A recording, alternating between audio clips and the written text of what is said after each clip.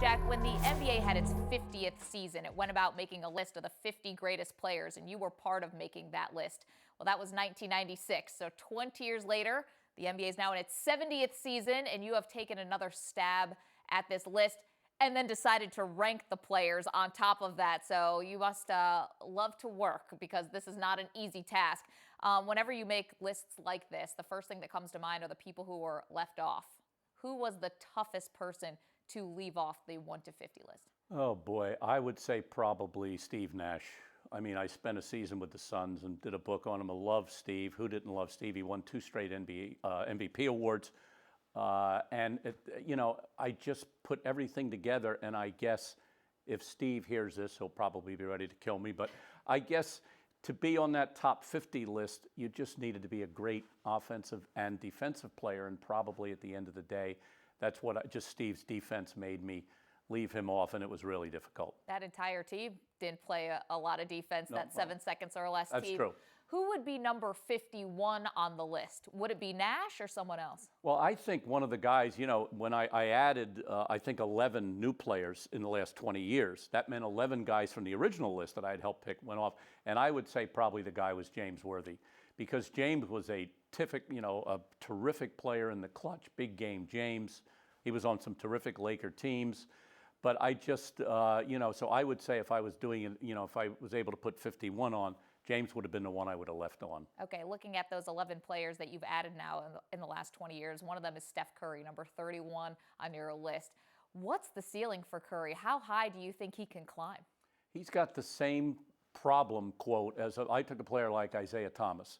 Because of his size, it somehow seems hard for him to completely dominate a game in the way that, let's say, an on-the-court player like LeBron did, Larry Bird, Magic Johnson. It's very hard when you're that size. The way he's playing right now, if they want to run off a string of championships, Curry could get awfully close to the top 10. I just don't see someone that size being able to crack into the top 10. You mentioned LeBron James. He is number 5 on your list. Very impressive names in front of him. Could you see LeBron climbing higher? Let me say this very carefully, because LeBron James, I would still take him on my team. I don't think LeBron's going to get any better. He's not on the way down. I want to be very clear on that. I think he's at the top of the mountain. He's not gone any higher in his career to replace Jordan, Kareem Abdul-Jabbar, guys like that. I just can't see it happening at this time.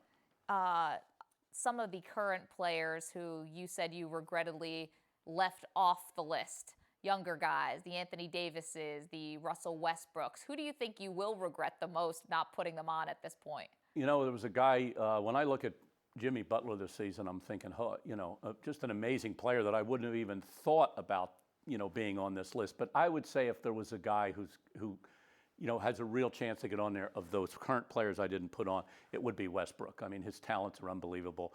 I just think probably he's going to have to win a title there to join. I did put Kevin Durant on, I think at 41 or something like that. To get on there, I think they're going to need the title for Westbrook to make it. How did you incorporate titles into this list? Because there are some guys who won an incredible amount. Bill Russell comes to mind. But then other guys who are just not so lucky, like a Charles Barkley. How did you factor and weigh that into this list? Well, non-sabermetrically. I just kind of threw everything out on the table. The good example you give is probably Bill Russell, who won 11 championships, and Wilt Chamberlain, who as an individual player I ranked higher. He won only 2 championships. I just thought, that was on the table, but I just thought Chamberlain's offensive numbers were just so incredible that put him ahead. But it wasn't done with any, I didn't have a computer. The only thing was what was rattling around in this old brain. Yeah, so. And the eye test, of course. Yeah. And just tapping into your extensive knowledge. If someone who, say, is under the age of 25, or around the age of 25, or under 30, they'll see some names on that list that they just don't recognize. If you could give some, give your thoughts or advice on one person that people should go back and watch the clips on YouTube, or really start to learn about who they may not be familiar with, who would be on that list? I would say probably this was a very familiar name to my generation, not to this generation. That was Bob Cousy. You would look at Bob Cousy, you would say he's just going to get dominated physically by, Russell Westbrook. Cousy was 6'1", couldn't jump. But stylistically, some of the changes that he brought to the game, the way he played the game, how important he was as a pioneer of this sport.